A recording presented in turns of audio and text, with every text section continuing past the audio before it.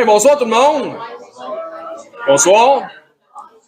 Bonsoir. Bienvenue à l'Église baptiste centrale de la Rive-Sud, à l'EBCRS. Merci d'être des nôtres pour cette soirée. Vraiment content de vous voir. Puis, c'est une soirée spéciale.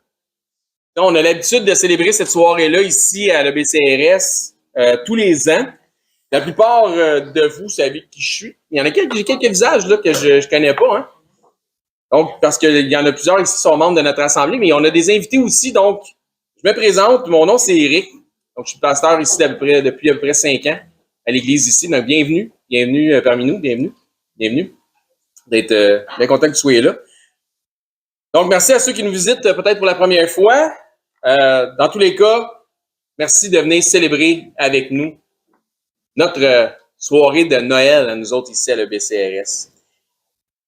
Donc, comme je vous disais, je suis ici depuis à peu près 5 ans. J'enseigne les dimanches matins à 10h30. Ce qui veut dire que vous êtes officiellement invités à venir nous rencontrer les dimanches matins à 10h30. Donc, c'est une invitation officielle. Attendez-en pas une autre. Faites-nous la surprise de venir nous voir un dimanche matin à 10h30. On va être content de vous voir. Donc, on ne change pas d'adresse, on ne change pas de place, on ne change pas d'horaire. Donc, vous pouvez venir nous voir, il n'y a pas de problème. On a une belle soirée prévue pour vous ce soir. On va avoir un mélange de tradition des fêtes de Noël et un retour aux sources de la célébration de Noël. Dans ce retour aux sources, on va passer des moments qui vont être festifs ensemble, des moments plus traditionnels, bien aussi, certainement, on va s'approcher de nos racines aussi qui sont spirituelles. On est dans une église, c'est normal. On a l'intention de vous nourrir spirituellement. Donc, il y a une raison pour laquelle à ce moment de l'année, c'est lié à une fête qui s'appelle Noël. Il y a une raison pourquoi l'arbre qui est en arrière, hein, c'est le sapin de Noël, non pas un sapin des fêtes. Donc, il y a un temps qui s'appelle Noël, puis cet arbre-là prend sa place juste dans ce temps-là. C'est quoi ça, Noël? Qu'est-ce que ça représente? Ça représente qui? Pourquoi le 25 décembre? Hein? Pourquoi le 25 décembre, Noël? Jésus, tu vraiment amené au monde le 25 décembre? Hey, c'était une question rhétorique, t'es pas obligé de répondre. Vole pas mon punch. Bon, on devrait parler de ça ce soir. Didi va nous expliquer pourquoi le 25 décembre. Donc, ce soir, par la grâce de Dieu, on va passer un bon temps ensemble. Un temps d'échange, un temps de plaisir, un temps de partage, un temps de discussion, un temps de rire, je l'espère.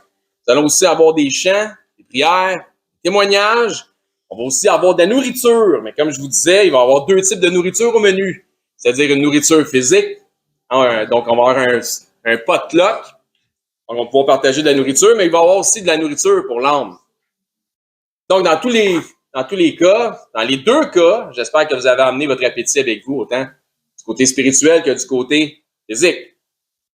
Dans cet esprit des fêtes, nous allons avoir aussi des prix de présence. Donc, je vous souhaite de tous passer une agréable soirée en notre compagnie et je souhaite que vous sortiez d'ici avec le désir de vous rapprocher du Dieu créateur et donc le Père et de son Fils Jésus-Christ. Donc ça, c'est mon plus grand souhait dans cette soirée. Donc à tous, merci encore une fois d'être ici. Puis continuez à faire connaissance, à vous réjouir ensemble, puis on va enchaîner ce soir des éléments jusqu'à temps qu'on se nourrisse, qu'on mange, puis toutes ces choses-là festives. Donc bonne soirée à tous. Merci d'être ici ce soir. Merci.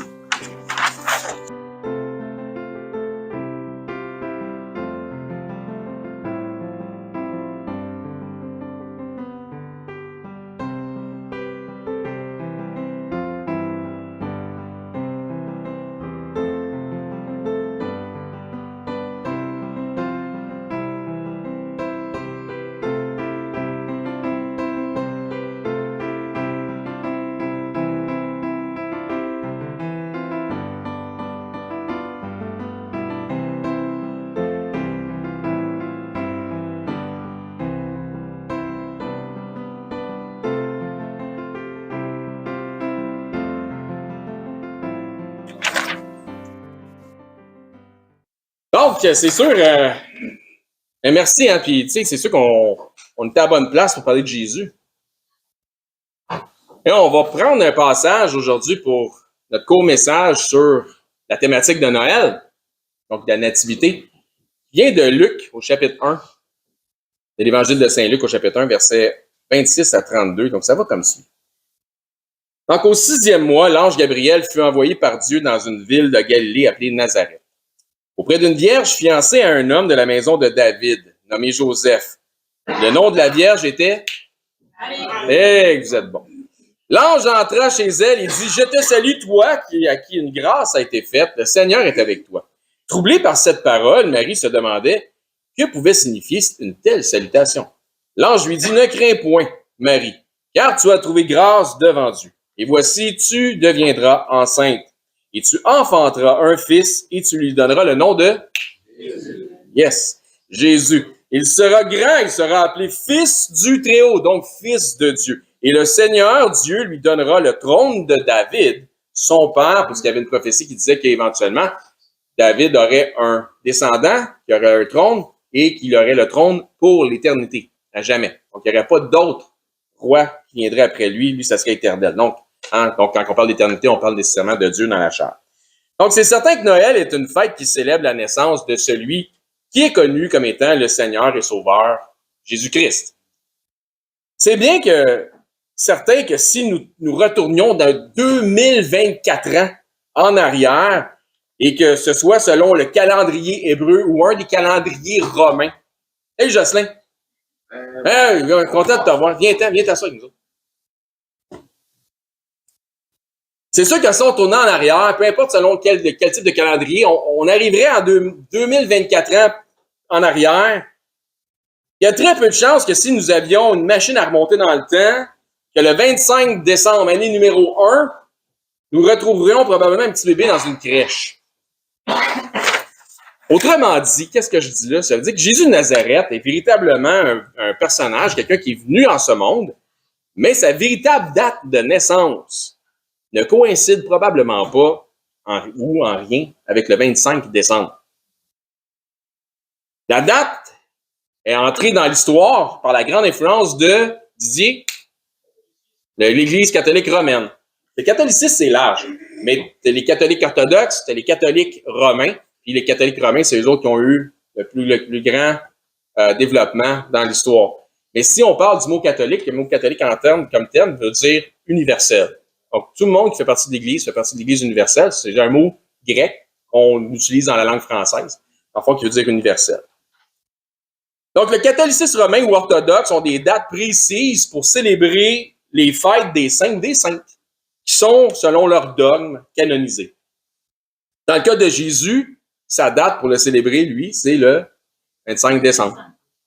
On peut se dire, bon, ben là, s'il n'est pas né un 25 décembre, ben pourquoi qu'on le célèbre un 25 décembre? Content que vous posiez la question.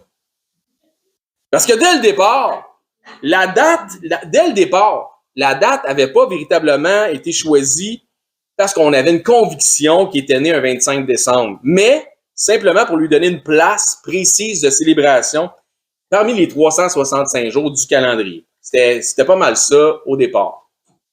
Le calcul officiel pour cette date nous vient du début du 6e siècle, par un religieux de l'époque nommé Denis le Petit.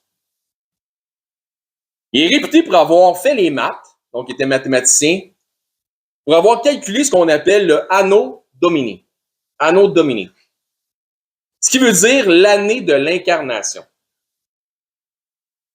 En même temps, c'est la raison pour laquelle en anglais, on utilisait l'abréviation quand on disait né avant Jésus-Christ, on disait, mettons, 300 en anglais, AD. Anno Domini. Pour ça. Pour signifier qu'une ère après la naissance du Christ. Ou avant Donc, il n'y a pas si longtemps, en français, on utilisait un abrégé suivant. On disait après Jésus-Christ ou APR.J-C.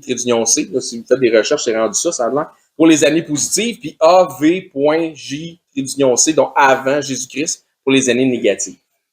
En fait, la date de l'année de la naissance du Christ a été déterminée par, quand on fait des recherches, la date de l'année de l'empereur romain qui était en poste à l'époque où Jésus est à peu près né, qui coïncide historiquement avec la date de Hérode, un autre sous-fifre là, de politique qui était en poste en Israël. Là, on a essayé de matcher les deux pour voir à peu près c'est quoi la période. Donc, notre ami Denis, le petit, fait ses calculs et arrive en son temps, à lui, en 525, depuis l'année de la naissance du Christ. Donc, c'est en 525 qu'on s'est rendu compte qu'on était en 525. Avant ça, on savait pas. Ouais, mais là, ils ont fait comme, on est en 525. Ah, ben là, on le sait. Spécial, hein? Tu sais, quand tu figures, ça faisait 525 ans qu'ils ne savaient pas il était où. Ah, mais c'est comme ça.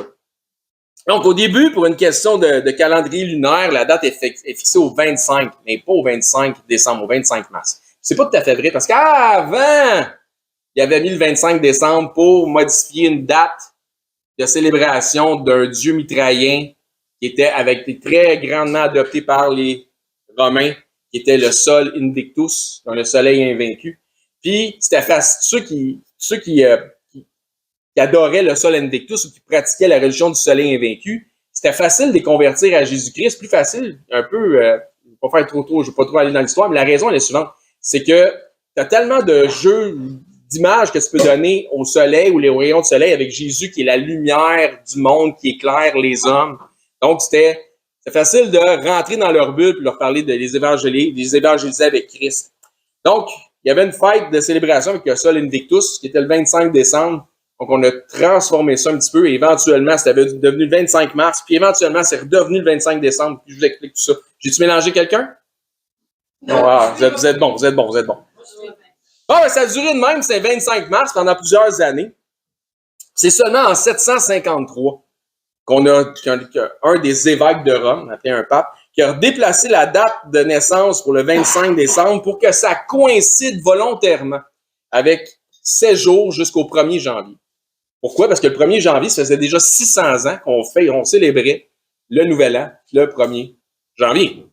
Non, mais pourquoi qu'on recule de 7 jours en arrière, grosso modo?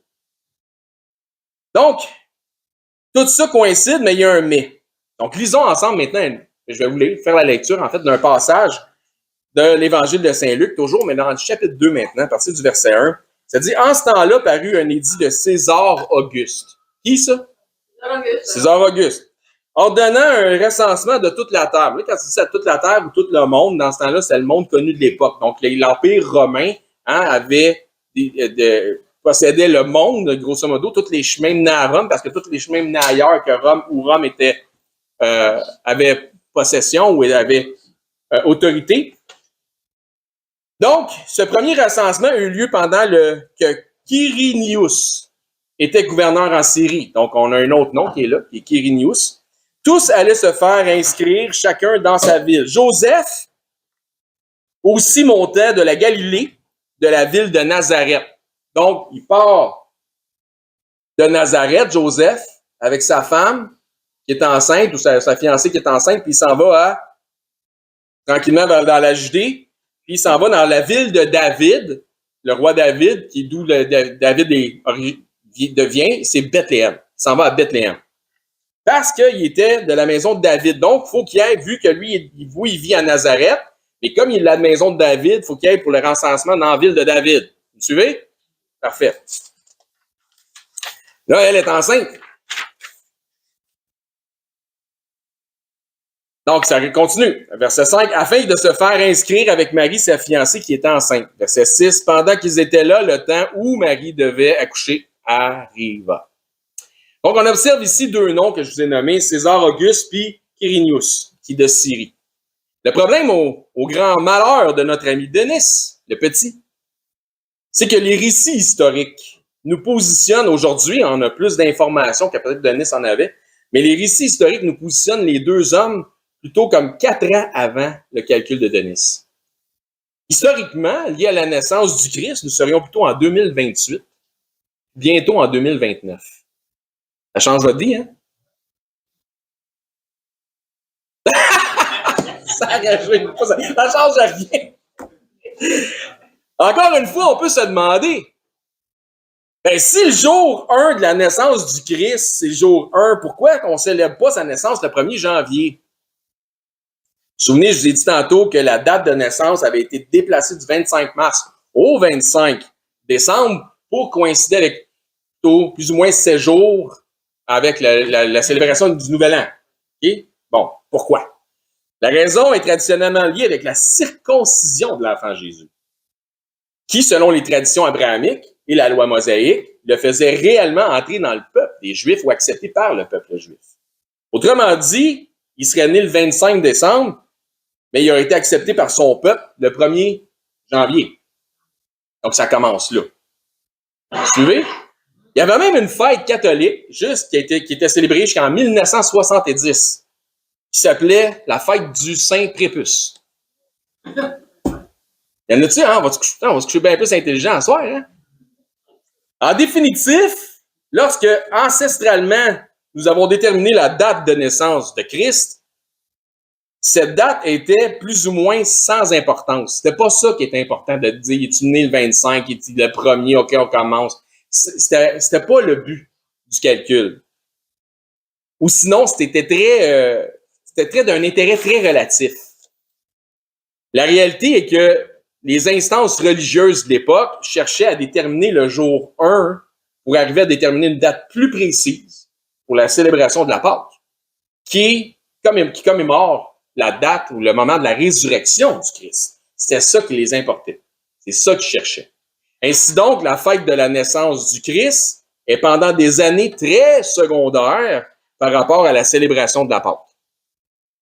De toute façon, c'était commun à l'époque d'ignorer la date exacte de naissance de plusieurs individus qui affichaient un célèbre passé historique. Autrement dit, si tu fais des recherches dans les 2-3 premiers siècles, tu vas voir que quelqu'un est né entre telle date et telle date. On ne sait pas exactement. Parce que tant que tu n'as rien fait d'exceptionnel, tu es un nobody.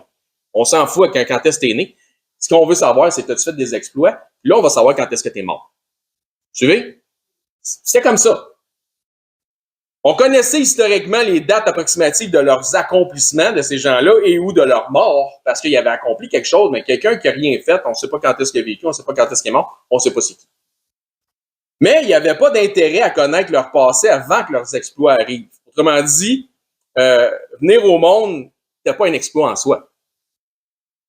Encore aujourd'hui, on ignore plusieurs dates de naissance de plusieurs personnages historiques de l'Antiquité, comme je vous expliquais.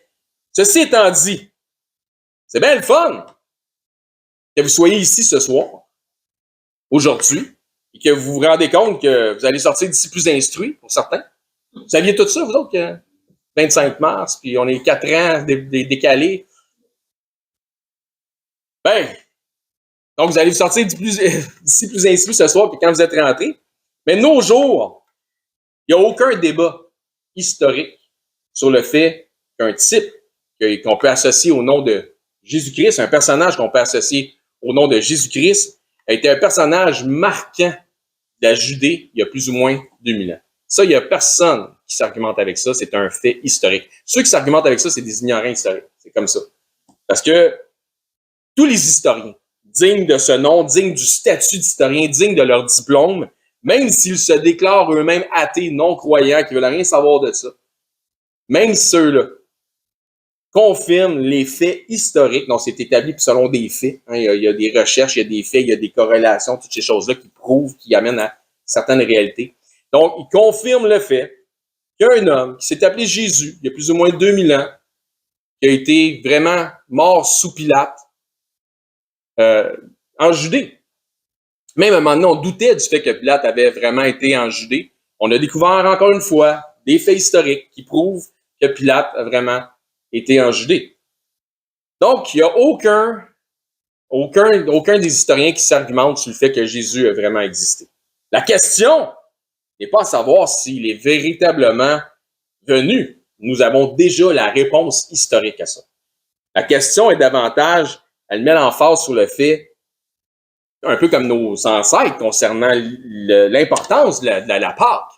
La question est plutôt, est-ce qu'il est véritablement ressuscité? S'il est venu, il est vraiment mort. En il faut qu'il meure. Mais est-ce qu'il est véritablement ressuscité? Ça, c'est la question.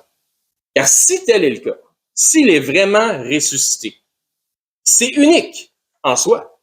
Et c'est digne de se demander pourquoi un tel prodige, un homme qui est vraiment mort sous des souffrances atroces, percé dans le côté, c'est sûr qu'il est mort.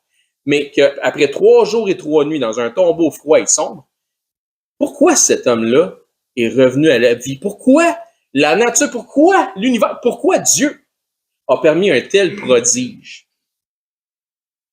Puis-je vous suggérer que la résurrection de Jésus-Christ vient avec un message?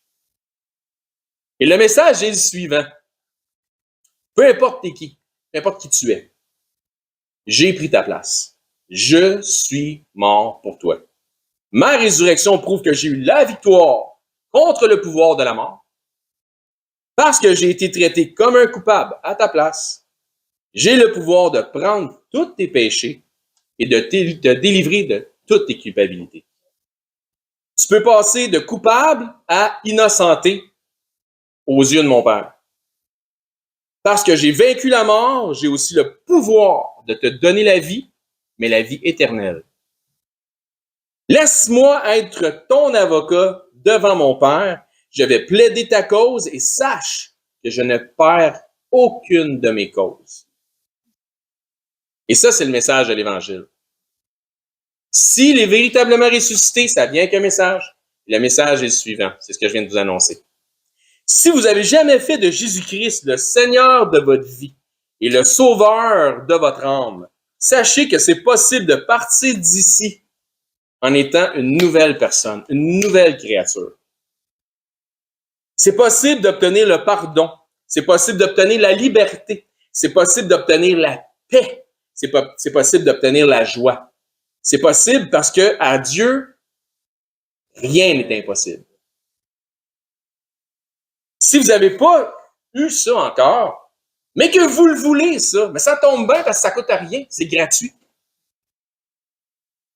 Et venez nous voir, on va s'assurer que pour ce Noël, vous puissiez recevoir le plus beau cadeau qui soit, c'est-à-dire le cadeau de la vie éternelle en Jésus-Christ, le Fils du Père qui est le Créateur. Amen? Hey, merci d'avoir été attentif pour le message, vraiment. Que Dieu vous bénisse. Et si jamais vous posez des questions sur les choses spirituelles, on est très, très ouvert. On va venir vous voir, on va se faire un plaisir de vous juger. Ça va... Je dis ça à blague parce que, en même temps, ça détend l'atmosphère. Non, effectivement, chacun d'entre nous qui ont confessé le Seigneur, on s'est tous posé des questions. On est tous arrivés avec la croisée des chemins. On s'est tous dit, qu'est-ce que je fais avec ça? Si l'histoire est vraie, je ne peux pas laisser ça aller. Il faut que j'aille au fond des choses.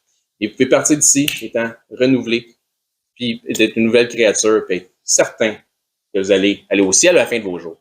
Donc, c'est l'invitation qu'on vous fait ici à l'Église baptiste centrale de la Rive-Sud. Mais, là, on s'est nourri spirituellement. C'est bon. Fait qu'on peut s'en aller chez nous.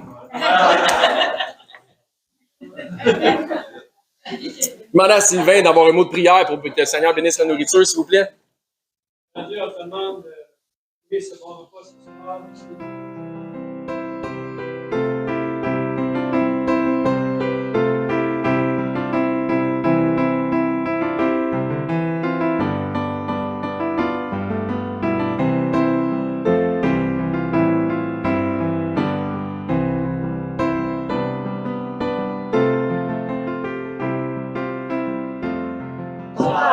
Ce soir, c'est un plaisir pour moi de vous expliquer comment je me suis rendue à Christ. Donc, j'étais née dans une église chrétienne, donc en Haïti. J'ai toujours été à l'église avec ma mère, toute petite. Quand je suis rentrée à Port-au-Prince, qui est la capitale, donc c'est là que je commence à aller dans une église catholique. J'ai fait ma première communion dans une église catholique, mais je cherchais toujours. En Haïti, des fois, les messes commençaient à 4 heures du matin. 4 heures du matin. La première messe. J'allais dans cette messe-là, mais je ne trouvais pas ça comme un fardeau. Parce qu'après, j'avais toute la journée pour moi. Et puis, en plus de ça aussi, nos parents nous donnaient de l'argent pour pouvoir acheter du pâté quand on sortait de l'église. Au fil des temps, j'ai grandi dans l'église catholique. Donc, je me sentais toujours vide. J'avais besoin de m'accrocher à Dieu. Il y a une de mes amies qui habitait avec moi à Port-au-Prince. Elle était une chrétienne. Elle me parlait toujours de Jésus, mais l'occasion n'était pas présentée pour que je me suis donnée à Dieu. Mais je sentais toujours le besoin. Quand je suis arrivée ici à Montréal, à l'âge de 21 ans, je l'ai rencontrée sur mon parcours. Elle m'a invité d'aller à l'église avec elle. J'ai accepté. Donc, il y avait un chant qui m'a beaucoup touchée. J'ai dû résister. Quand vous allez dans une église, quand Dieu fait appel à vous, il ne faut pas résister. Parce qu'on ne sait jamais qu'est-ce que la vie nous réserve. Finalement, j'ai parlé avec une de mes amies. Je lui ai dit, écoute, j'ai été à l'église avec une de mes amies aujourd'hui. Je devrais faire la profession de foi, mais je n'étais pas prête. Elle m'a dit, Simone, quand ces choses-là arrivent, sautez sur l'occasion. Si un jour, vous ne le faites pas, et puis, on ne sait jamais. Finalement, je suis retournée encore avec mon ami à la même église, dimanche prochain. Là, ils ont fait un appel, ça m'a touchée. Je me suis donnée à Dieu. Ça fait plus de 46 ans. Je me suis tombée à plusieurs reprises, je me suis levée. Donc, être chrétien, c'est quelque chose de très extraordinaire. Parce qu'à la minute qu'on entend quelqu'un qui parle de l'évangile, c'est comme la langue française. Quand vous arrivez dans un pays, admettons vous êtes aux États-Unis, ok? Tout le monde parle l'anglais. Vous entendez quelqu'un qui parle le français, ça vous attire. C'est la même chose avec quand on est chrétien. On cherche à connaître la personne. On dit c'est quelqu'un qui a la même foi que moi, qui partage la même foi que moi. J'aimerais me rapprocher de cette personne-là. Depuis lors, Dieu a fait beaucoup de travail dans ma vie. Peut-être si je ne l'avais pas, avec toutes les épreuves que j'ai vécues ici, en tant que toute seule, peut-être je ne serais pas ici. Donc, moi, je vous conseille d'être toujours à la recherche de Christ. Et puis, quand vous le trouvez aussi, quand vous trouvez une église où l'évangile est prêché fidèlement, il faut faire très attention. Parce que, des fois, il y a des gens qui vont vous dire ci, il y a des gens qui vont vous dire ça, mais ce n'est pas dans le bon chemin. C'est la raison pour laquelle, moi, quand j'ai fait ma profession de foi dans une église baptiste, j'étais à Montréal. Je suis venue à la Rive-Sud et je priais toujours parce que je voulais trouver une autre église. Donc, un bon jour, je regardais dans ma boîte aux lettres, je trouvais une prospectus. C'était l'église baptiste de la Rive-Sud, mais c'était une église qui se faisait dans un salon funéraire sous Tachereau. Là, je pense que c'était Frère Bélisaire qui avait mis cette prospectus-là dans ma boîte aux lettres. parce qu'il allait dans cette église-là. Finalement, je suis allée dans cette église-là. J'avais des frères et sœurs qui venaient chercher mes enfants pour les amener à l'église pour moi parce que je travaillais beaucoup. Tous les dimanches, je ne pouvais pas être là. C'est la raison pour laquelle je vous ai dit, quand vous trouvez une église, c'est une famille. Accrochez-vous à cette famille-là. Parce qu'il y a bien des choses que vous pouvez tirer de cette famille-là que les gens qui ne sont pas de cette église-là, qui ne sont pas attachés à vous. Donc, je me rappelle, il y avait une madame qui s'appelle Colette. Malheureusement, elle est décédée aussi. Donc, elle venait souvent chercher mes enfants, Emmanuel et Mélissa. Donc, à un certain moment donné, quand j'ai présenté Mélissa dans une église à Longueuil, après ça, on est venu dans cette église-là, on a acheté ici. Donc, on avait Pasteur Abish qui était là tous les dimanches, tous les mercredis, les dimanches soirs, les dimanches matins aussi, qui nous apportait l'évangile. Mais il y avait des choses aussi. Quand Pasteur Abish est parti, on a eu Frère Eric qui a pris l'église en charge, qui nous a aidés à voir plus clair dans certaines choses. Donc, depuis lors, Dieu a fait du chemin avec nous. Donc, c'est là que je me suis rendue. Donc, on n'est pas nombreux, mais je trouve qu'on est une église bénie. Malgré tous les vents des marées, on a toujours réussi à payer nos dettes. Il n'y a personne qui nous force dans le dos pour nous dire payer 10%. Donc, c'est une église qui grandit. Donc, je sais que la main de Dieu est dans cette église-là.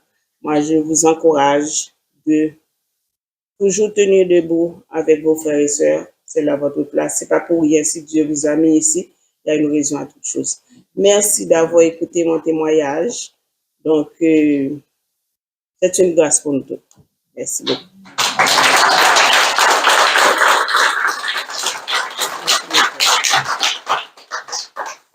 Merci, Simone. Hey, quel témoignage! OK. Pas grand-chose à rajouter là-dessus. Je veux dire, tout l'essentiel est dit, puis merci pour le témoignage, puis gloire à Dieu, tu sais, si Dieu a progressé d'un pasteur à un autre, un enseignant à un autre ici dans le ministère, on a senti à chaque fois une progression. C'est correct que le Seigneur nous amène à un certain endroit, puis à un moment donné, il nous prépare pour changer puis nos perspectives, nous emmener ailleurs dans les Écritures, puis nous montrer encore plus, donc faire encore plus la lumière sur certaines choses.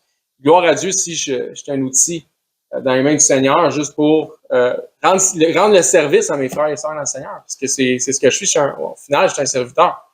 Et, je pense que les gens qui me connaissent, ils savent, c'est pas parce que je suis en avant que j'ai une place qui est privilégiée ou que je suis une figure nécessairement d'autorité despotique. Au contraire, je suis le serviteur de tous. Donc, gloire à Dieu, merci beaucoup, encore une fois. Bon, ben là, écoute, je pense qu'on a été abondamment bénis en témoignage puis en toutes sortes de choses. Puis, merci encore une fois. Je suis vraiment content de voir qu'il y a des gens qui ont accepté l'invitation de nos membres de se joindre à nous. Puis j'espère qu'on va vous voir ici au hasard les dimanches matins. Comme je vous dis, l'invitation est lancée. C'est une invitation officielle. Faites-nous la surprise de venir nous voir 10h30 les dimanches matins ici, la même adresse. On va y aller avec un... Oui, c'est ça, exact. Mais avant de tomber dans le vice, on va chanter un autre cantique. Un cantique. Moi, j'ai pas dit qu'on était... Lui, il veut que je sorte le micro puis le karaoké. C'est pas ça que j'ai dit. On va chanter un cantique. Encore une fois, c'est un cantique très traditionnel. Minuit chrétien. Là,